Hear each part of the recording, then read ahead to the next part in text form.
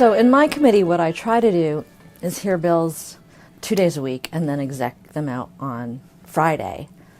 Exec means we vote them out of committee. So the public hearings, we introduce a bill, the prime sponsor tells us about the bill, what problem they're trying to solve, and then we hear testimony from the public. And then we have to kind of evaluate, do we like the bill? Does it need a little work? Who's going to work on amendments? What are we hearing that those amendments need to be?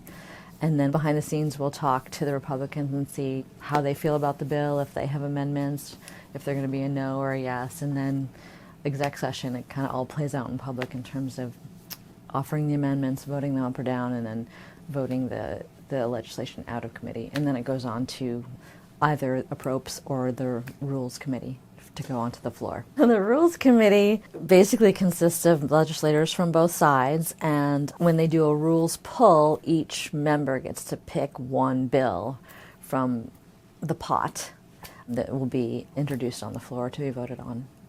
Usually the bills are briefed in caucus and we have discussion, and it's similar to the committee really, it's the entire Democratic caucus in my case.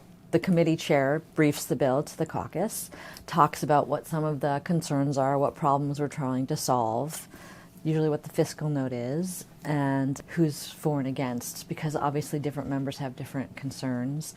And then the rest of the caucus, not just the committee, gets to weigh in on changes they may potentially need in order to vote for it.